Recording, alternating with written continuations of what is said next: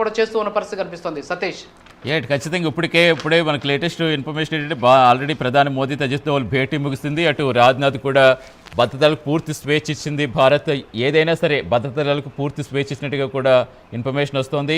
మొత్తానికి ఇటు ఢిల్లీలో కూడా హెల్త్ ప్రకటించారు. మెయిన్గా ఇండియా గేట్ వద్ద ప్రజలు ఎవరు కూడా ఉండొద్దని చెప్తున్నారు. భద్రత కూడా చాలా భారీ ఎత్తున పెంచారు.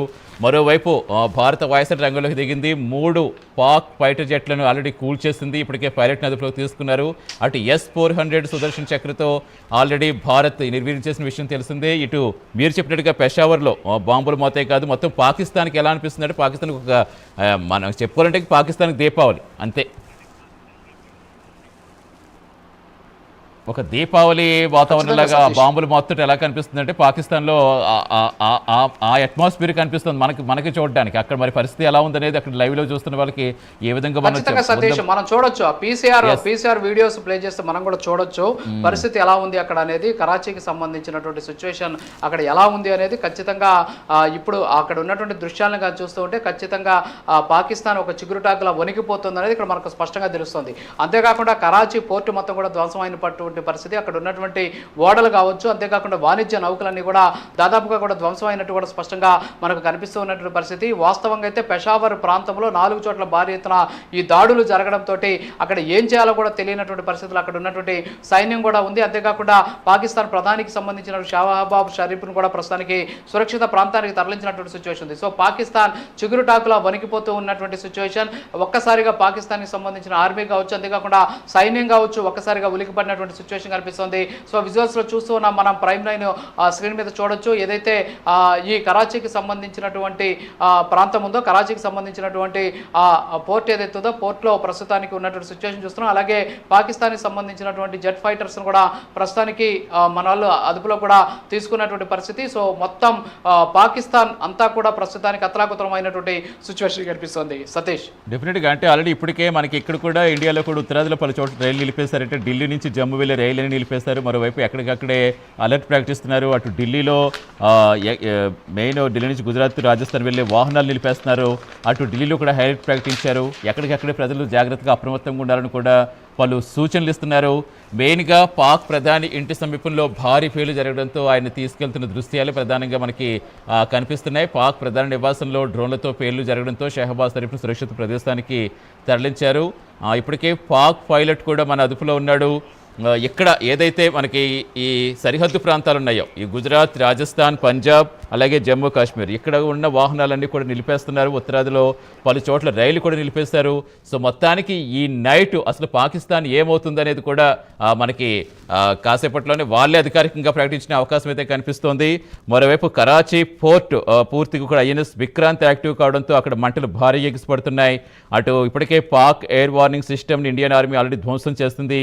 రాజౌరి సెక్టర్లో భీకర కాల్పులు జరుగుతున్నాయి. పెషావర్లో బాంబులు మోత మోగుతోంది. అటు S-400 L-70తో అధునాతన సిస్టమ్స్తో కంప్లీట్గా ఆ డ్రోన్లను తిప్పికొట్టే ప్రయత్నంలో భాగంగా చేశారు. ఇప్పటికే అజిత్ దోవల్తో ప్రధానమంత్రి మోదీ భేటీ కూడా ముగిసింది. అటు రాజ్నాథ్ సింగ్ భద్రతా దళాలకు పూర్తి స్వేచ్ఛ ఇచ్చారు. వారు ఏం చేసినప్పటికీ కూడా వారికి ఇమీడియట్గా యాక్షన్ తీసుకోవచ్చని వారికి పూర్తి స్వేచ్ఛ ఇచ్చినట్టుగా కూడా చెప్తున్నారు. సో ఇప్పటికే భారత రక్షణ శాఖ ప్రకటించింది భారత్కి ఎలాంటి నష్టం జరగలేదని ప్రకటించింది. అటు పాకిస్తాన్ మాత్రం మీరన్నట్టుగా చిగురుటాకులో వణికిపోతోంది. ఎటు చూసినా బాంబులు మోతే కనిపిస్తోంది. ఎటు చూసినా మంటలు ఎగిసిపడుతున్నాయి. అటు కరాచీ పోర్ట్ వాళ్ళకి చాలా కీలకమైన పోర్ట్లో కూడా INS విక్రాంత్తో అటాక్ జరగడంతో చాలా భారీ ఎత్తున మంటలు ఎగిసిపడుతున్నాయి. ఇప్పటికే పాక్ ఆర్మీ ప్రకటించిన విషయం తెలిసిందే మనకి. ఇప్పటికే తమ యుద్ధ విమానాలు కూలిపోయాయి అంటూ ఇందాకే మనం చాలా బీతవాళ్ళ మొహంతో ఆయన చెప్పడం చూస్తాం.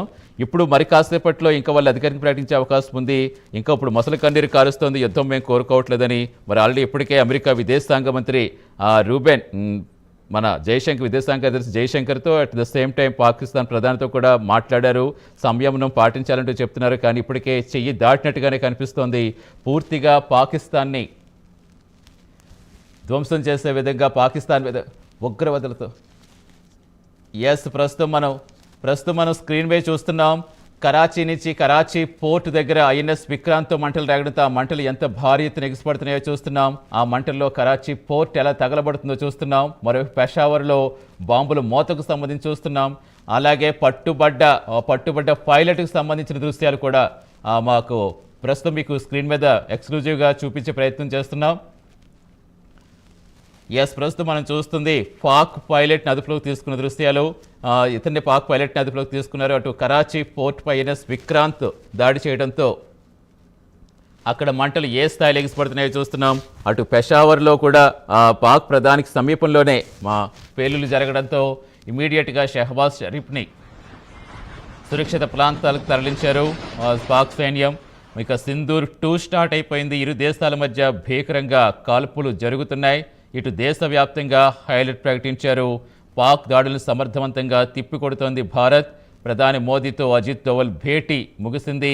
మరోవైపు త్రివిధ దళాలకు రాజ్నాథ్ సింగ్ పూర్తి స్వేచ్ఛనిచ్చారు. భద్రతా దళాలకు పూర్తి స్వేచ్ఛనిచ్చారు. పాక్ ప్రధాని నివాసం సమీపంలో డ్రోన్లతో పేలులు జరగడంతో షెహబాజ్ షరీఫ్ను సురక్షిత ప్రదేశానికి తరలించింది పాక్ సైన్యం. మొత్తంగా పాక్ చేసిన ఈ దాడులకు సంబంధించి చాలా వీరోచితంగా భారత్ సైన్యం తిప్పికొట్టింది. కనీసం భూభాగాన్ని కూడా తాకకుండా గాల్లోనే మొత్తం డ్రోన్లన్నీ కూడా నిర్వీర్యం చేసింది. మొత్తంగా భారత సైన్యం అలర్ట్తో భారత రక్షణ శాఖ ఇప్పటికే ప్రకటించింది మనకి ఎలాంటి నష్టం లేదు, జరగలేదు అని. మరోవైపు పాక్ చిగురుటాకులా వణికిపోతోంది.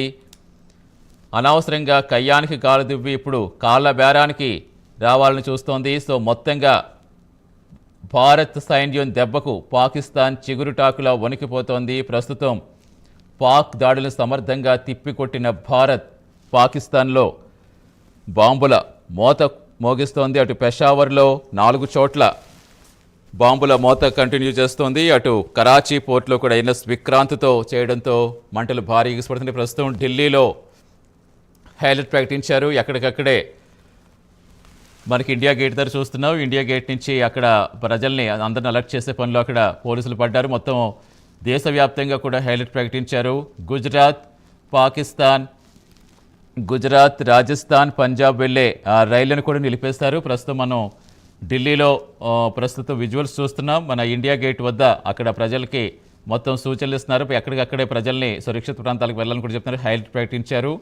మరొక బాక్స్లో మనం చూస్తున్నాం ఆల్రెడీ S-400, L-70 వంటి అధునాతన వాటితో డ్రోన్ల నిర్వీర్యం చేసిన ఆ దృశ్యాలు మనం లెఫ్ట్ సైడ్ పై బాక్స్లో చూస్తున్నాం. కింద ఐఎన్ఎస్ విక్రాంత్తో కరాచీ పోర్ట్పై ధ్వంసం చేసిన అక్కడ మంటలు ఏ విధంగా ఎగిసిపడుతున్నాయో చూస్తున్నాం. ఇటు ఢిల్లీలో ప్రస్తుతం మన ఇండియాలో ఢిల్లీలో ఉన్న సిచ్యువేషన్కి సంబంధించి అక్కడ ఎలాంటి అలర్ట్స్ ఇస్తున్నారో మైక్లో అక్కడ పోలీసులు ఏ విధంగా ప్రజల్ని సూచనలు ఇస్తున్నారో కూడా మనం చూస్తున్నాం. మొత్తంగా పాకిస్తాన్ చిగురుటాకులో వణికిపోతోంది. అనవసరంగా కయ్యానికి కాలు దువ్వి ఇప్పుడు భారీ మూల్యం చెల్లించుకుంటోంది పాకిస్తాన్.